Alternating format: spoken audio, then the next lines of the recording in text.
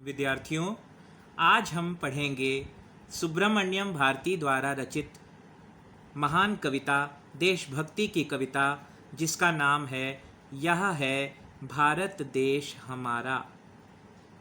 यह है भारत देश हमारा। सबसे पहले हम भारत का अर्थ समझ लेते हैं। भारत को भारत कहा क्यों जाता है? तो भा का अर्थ होता है ज्ञान और रत का अर्थ होता है ज्ञान में रहने वाला। भारत अर्थात ज्ञान में रहने वाला। भारत ही ऐसा देश है जो किसी समय विश्व गुरु कहलाता था और विश्व का मार्गदर्शन किया करता था। इसीलिए इसको ज्ञान का उपदेश देने वाला देश कहा गया है।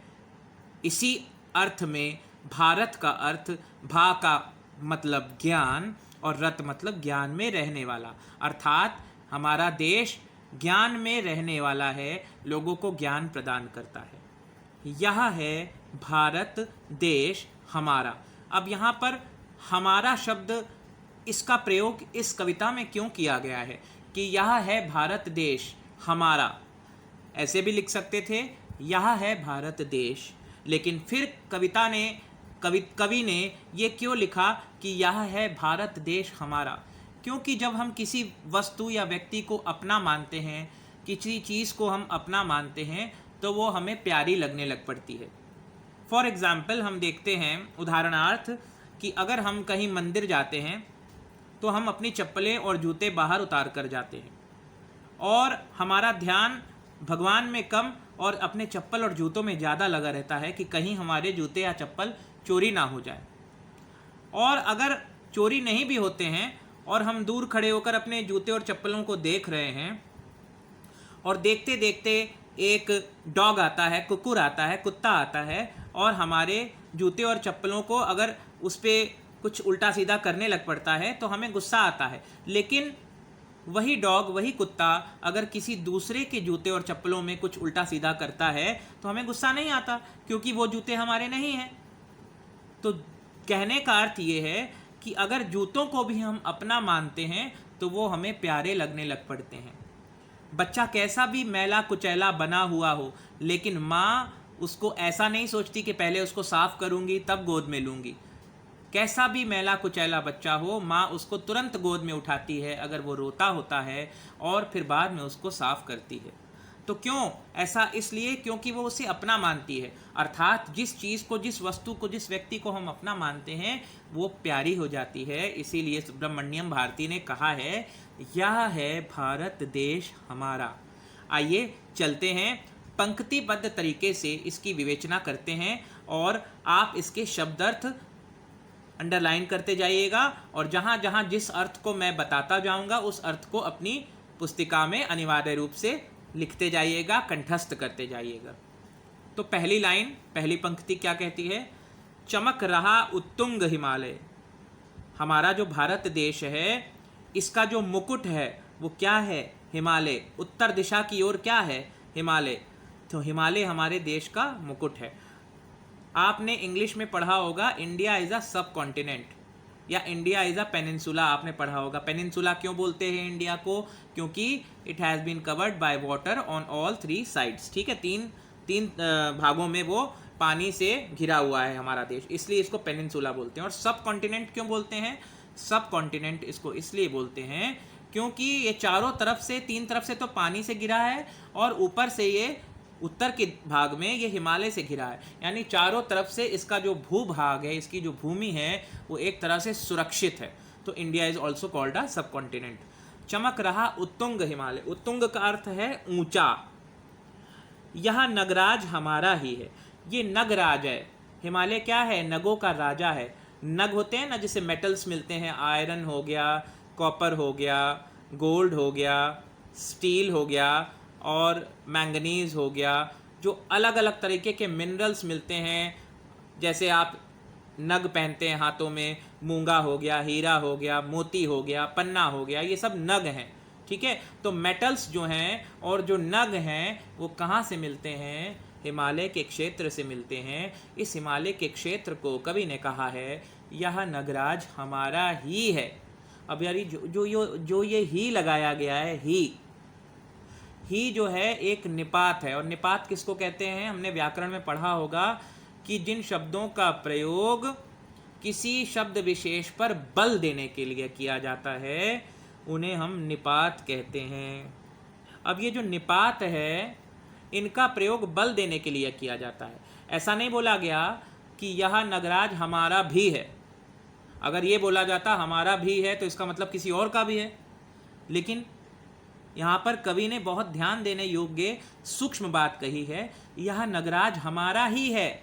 हमारा ही है मतलब और किसी का नहीं है, ये सिर्फ हमारा ही है। इस भूमि पर हमारा ही अधिकार है और ये भारत भूमि हमारी माता है, इसलिए इसने ही शब्द का प्रयोग, ही निपात का प्रयोग किया है। अगली लाइन पर चलते हैं। जोड़ नहीं धरती पर जिसका, यानी जिसकी बराबरी धरती पर नहीं की जा सकती, जिसकी बराबरी धरती पर नहीं की जा सकती। जोड़ नहीं धरती पर जिसका, वह नगराज हमारा ही है। ऐसा नगराज किसका है? हमारा ही है। इसकी कोई बराबरी नहीं कर सकता है। क्यों नहीं कर सकता है? कि हिमालय क्षेत्र की बहुत अधिक महत्वता है। हिमालय क्षेत्र में अलग अलग प्रकार की जड़ी बूटियां पाई जाती हैं, अलग अलग प्रकार के रत्न पाए जाते हैं, अलग अलग प्रकार के नग पाए जाते हैं, अलग अलग प्रकार के मेटल्स पाए जाते हैं जो दुनिया में कहीं पर भी उपलब्ध नहीं है। इसलिए इसकी कोई बराबरी नहीं कर सकता। अगली पंक्ति क्या कहती है? नदी हमारी ही है गंगा। फिर ध्यान देने योग्य बात है, ही है गंगा, ही लगाया है। नदी हमारी ही है गंगा। अब यहाँ पर ही क्यों लगाया? गंगा तो सबकी नदी है, लेकिन फिर भी यहाँ पर ही लगाया गया है क्योंकि गंगा नदी से ही हमारे देश की पहचान मानी जाती है। अगर हमारे देश में पूछा जाए कि सबसे प्रसिद्ध नदी कौन सी है, तो हम नर्मदा नहीं कहेंगे, साबरमती नहीं कहेंगे, सतलज नहीं कहेंगे, गंगा कहेंगे, क्योंकि गंगा से ही इस देश की पहचान है। गीता, गंगा और गाय इस देश की पहचान है, इस देश की रीढ़ की हड्डी हैं, इस देश की नींव है। इसीलिए सुब्रमण्यम भारती ने कहा नदी हमारी ही है गंगा। और इसके पीछे एक और कारण है कि यदि आप महाराष्ट्र चले जाएं तो महाराष्ट्र में अक्सर सभी लोग किसी भी नदी को, चाहे वो नर्मदा नदी हो, चाहे साबरमती नदी हो, चाहे कोई भी नदी हो, सब नदियों को गंगा की ही उपमा देते हैं। यानी व्यक्तिवाचक संज्ञा की जगह जातिवाचक संज्ञा का उपयोग करते हैं।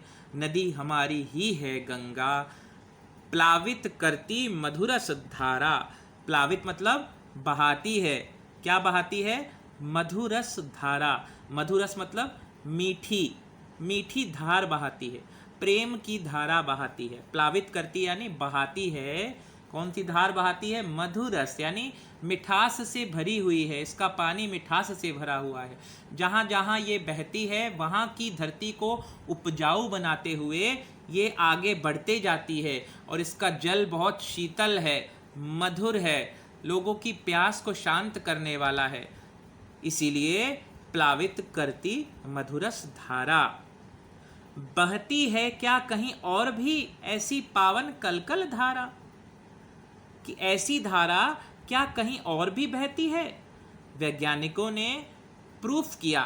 अमेरिका की नदी से जल लिया और उसको हफ्ते भर 10 दिन के लिए एक डिब्बे में बंद करके रखा और परीक्षण किया, माइक्रोस्कोप से देखा तो उसमें कीटाणु उत्पन्न हो गए थे, जीवाणु उत्पन्न हो गए थे और वो जल सड़ने लग पड़ा था।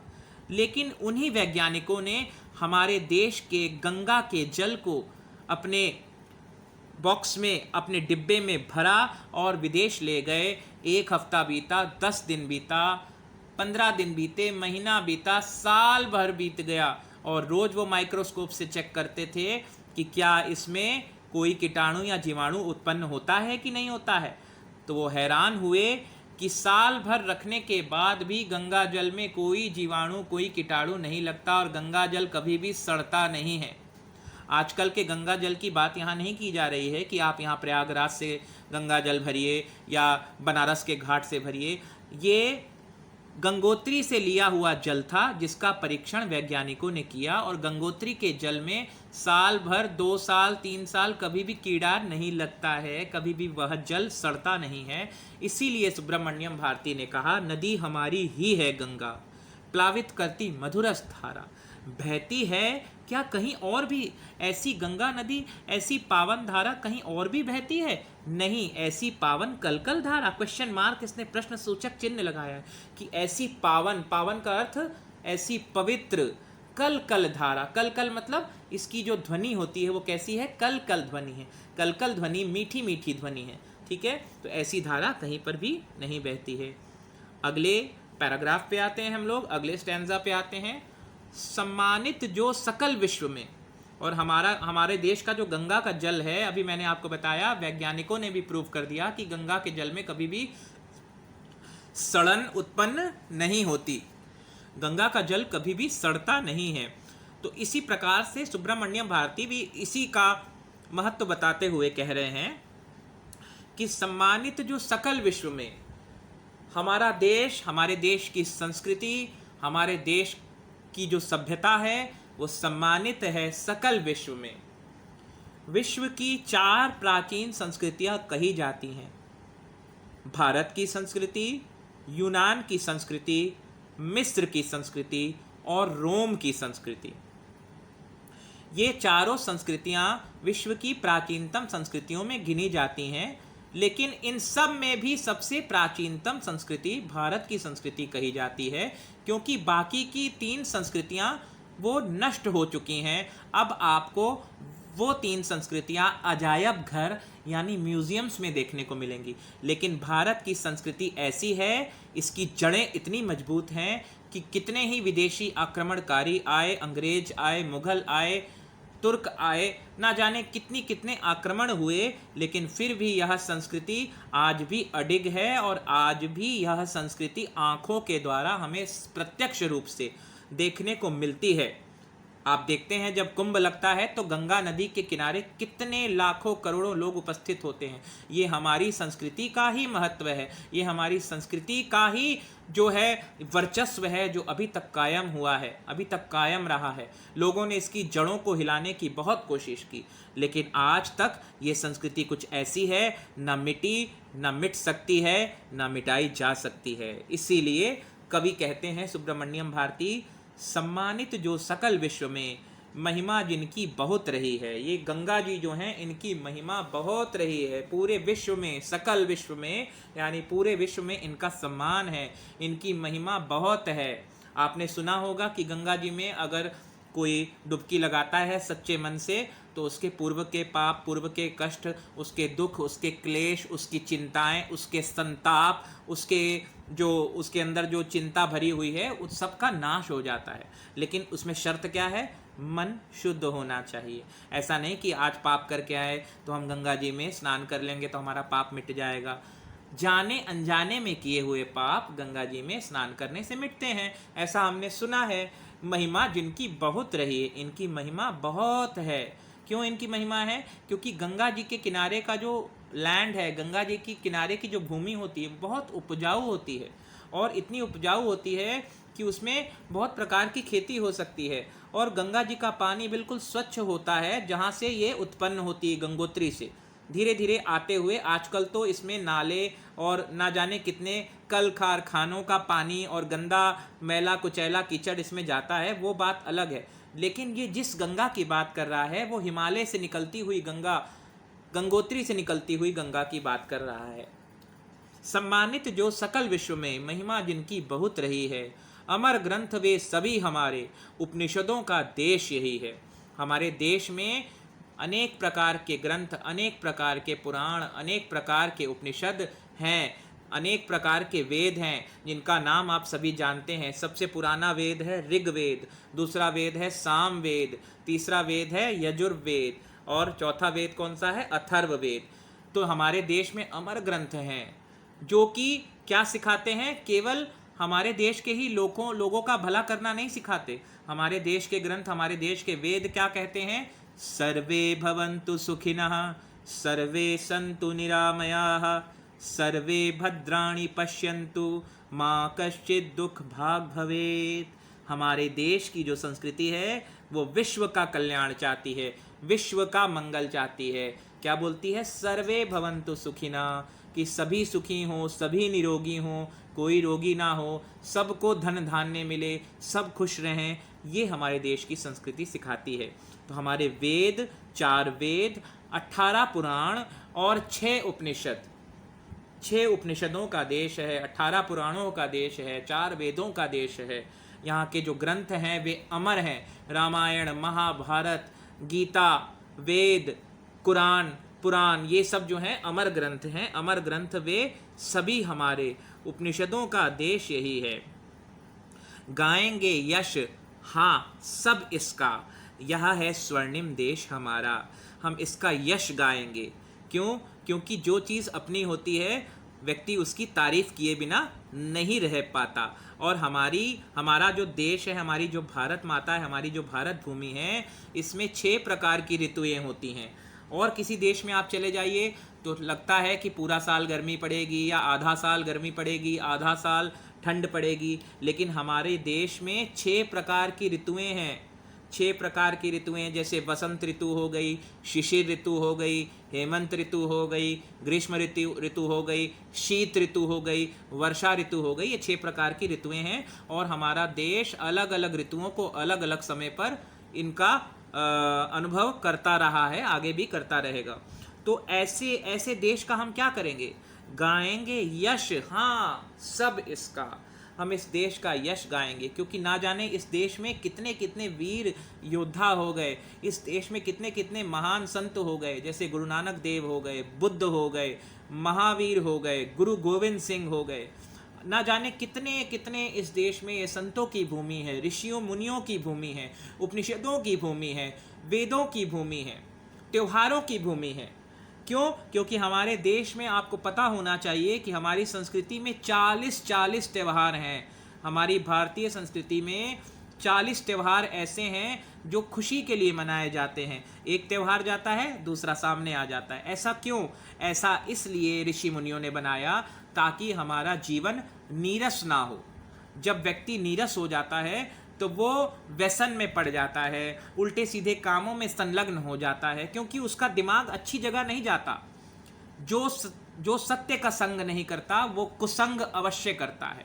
इसीलिए हमारा देश ऐसा है कि यहाँ पर एक त्यौहार जाता है, दूसरा तैयार खड़ा होता है आने के लिए, ताकि हमारा मन उसी में रमता रहे, उसी में हम खुश होते रहें। और हमारा मन जो है, कहते हैं ना, खाली दिमाग शैतान का घर। हमारे दिमाग को खाली नहीं रहने दिया जाता। हमारी संस्कृति हमारे दिमाग को खाली रखना नहीं चाहती। इसीलिए गाएंगे यश, हाँ सब इसका। हम इस देश का यश गाएंगे, गुणगान करेंगे, इस देश की कीर्ति करेंगे। यह है स्वर्णिम देश हमारा। इस देश को स्वर्णिम देश कहा गया है। स्वर्णिम मतलब स्वर्ण के समान। और इस देश को स्वर्ण के समान क्यों कहा गया है? इस देश को स्वर्ण के समान इसलिए कहा गया है क्योंकि पूर्व काल में जब हमारा देश पूरी तरह से स्वतंत्र था, जब मुगल भी नहीं आए थे, अंग्रेज भी नहीं आए थे, उसके पहले की बात है, हमारे देश में स्वर्ण के बर्तन हुआ करते थे और लोग भंडारे करते थे। और स्वर्ण के बर्तनों को कहते थे कि आप खाने के बाद इसको साथ में ले जाइए अपने घर। ऐसा नहीं कि मांझ कर इसको रख दीजिए, साफ करके इसको रख दीजिए एक जगह। खाने के बाद बर्तन भी, सोने के बर्तन भी लोग अपने अपने घर ले जाया करते थे भंडारों में। ऐसा ये देश था, सोने की चिड़िया कहलाता था। यह है स्वर्णिम देश हमारा। और इस देश की स्वर्णिम महिमा को, इस देश की स्वर्णिम महिमा की कोई भी बराबरी कोई भी देश नहीं कर सकता है, क्योंकि आज भी इस देश के हिमालय के भंडारों में अतुल्य स्वर्ण भंडार, हीरे, माणिक, मोती, रत्न आदि उपलब्ध हैं, जो अभी हमारी जानकारी में नहीं आए। और आपने कोलार माइंस का नाम सुना होगा, जो कि गोल्ड माइंस हैं। वहाँ पर भी अतुल्य भंडार सोने का भरा हुआ है, स्वर्ण का भरा हुआ है। और हमारे देश में, ये जो हमारा देश है, ये स्वर्णिम देश है, क्योंकि इस देश की बराबरी कोई नहीं कर सकता। यहाँ पर अन्न इतना अच्छा होता है, अलग अलग प्रकार का अन्न होता है। गेहूं को भी स्वर्ण की उपमा ही दी जाती है। इसको कनक कहा जाता है। कनक का अर्थ स्वर्ण भी होता है, कनक का अर्थ गेहूं भी होता है। हमारे देश का अन्न भी स्वर्ण से ही इसकी तुलना की जाती है, इसलिए यह है स्वर्णिम देश हमारा। आगे कौन जगत में हमसे, यह है भारत देश हमारा। इस देश से आगे कौन है, जगत में कोई हमारी बराबरी नहीं कर सकता है। हमारा देश सेल्फ डिपेंडेंट है, स्वतंत्र भारत है, और हमारे देश को आत्मनिर्भर भारत बनाने के लिए हमें प्रयत्न करना चाहिए। और हम देखते भी हैं कि हमारा देश इस समय आत्मनिर्भर बनने की ओर अग्रसर हो चुका है, विश्वगुरु बनने की ओर अग्रसर हो चुका है। हमारा देश हर मामले में, हर परिस्थिति में अब आगे आ रहा है खुलकर। आगे कौन जगत में हमसे, यह है भारत देश हमारा। तो बच्चों, आज के वीडियो में इतना ही। अगले 2 पैराग्राफ्स को, अगले 2 जो अनुच्छेद हैं उनके बारे में हम अगली क्लास में पढ़ेंगे, ठीक है? तब तक के लिए धन्यवाद।